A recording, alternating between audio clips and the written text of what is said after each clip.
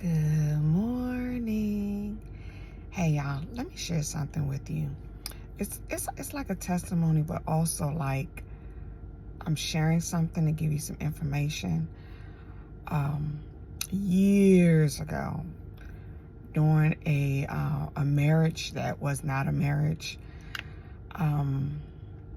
we went to go see a holistic doctor because I thought I was having digestive issues.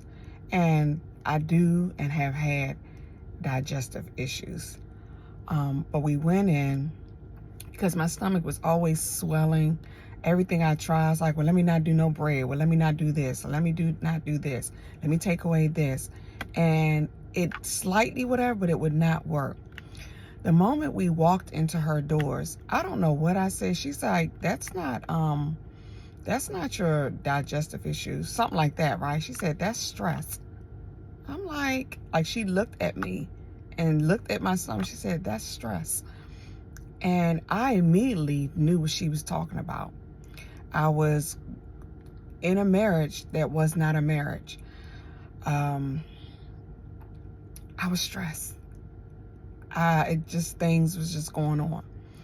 And I never forgot what she said. That was my first, let's just say, someone letting me know I was informed that stress can come out so many ways.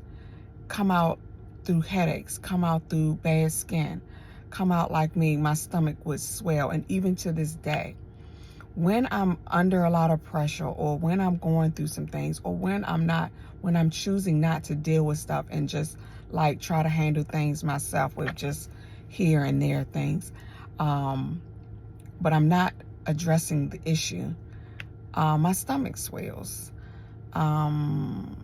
Just different things, ailments, back start hurting, stuff like that.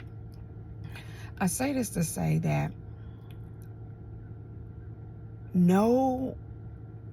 pay attention to yourself.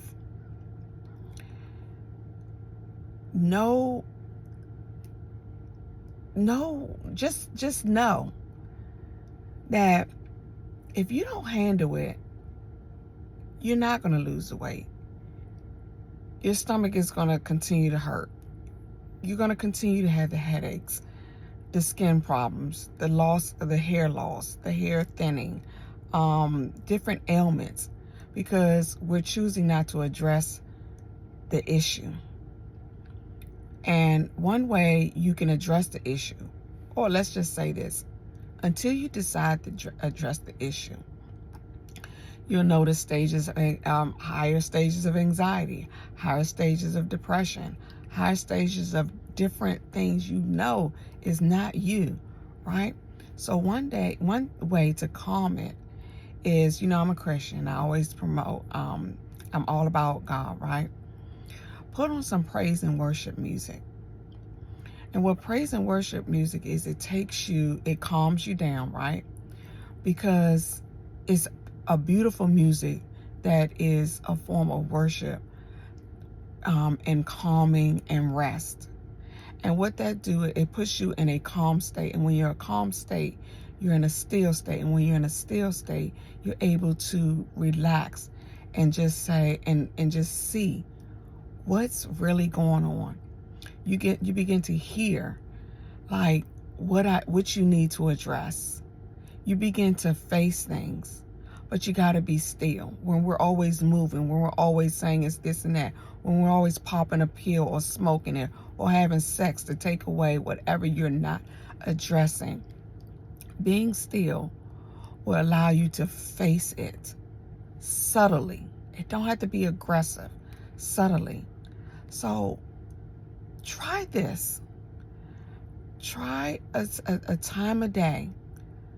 Early morning, late at night, when the kids, go in your bathroom if you have to, go in your closet if you have to, and be still and put on praise and worship. One song, I Sing Praises to Your Name, is one of my favorite songs. And there's so many versions of it. And go on YouTube and put it in. And then begin to just be still and relax.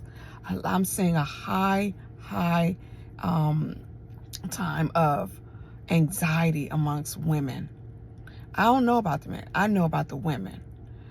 High anxiety. And I myself, I'm looking at and look and observing myself. And certain times of the day or in the morning, I notice, like, when I start to think, I can literally feel my stomach just rising because I carry my stress there, right? So until then, until you decide to face it, until you decide to get help, until you decide to talk to someone, start somewhere. And that is one way you can do it. And when that lady told me about that, it was an eye-opener and a game changer. And I began to recognize, and I began to address, and I began to say, this ain't right. And I got to change something. I got to do something. I can't wait for my then ex-husband to do something. He wasn't. He wasn't in a position. He didn't want to. He wasn't. Why are we waiting for people to move and change? We're the ones that got to look at ourselves and say, what do we need to do to make a move, to change, so that our surroundings can change, so that our mental can change, so that our physicals can change. So I just wanted to share that this morning because, again, every time I share, I'm not just talking to you, I'm talking to me. And I can say what I say because I have experienced it and I know it works. I hope this helps someone. You all have a blessed day. Love you. Bye.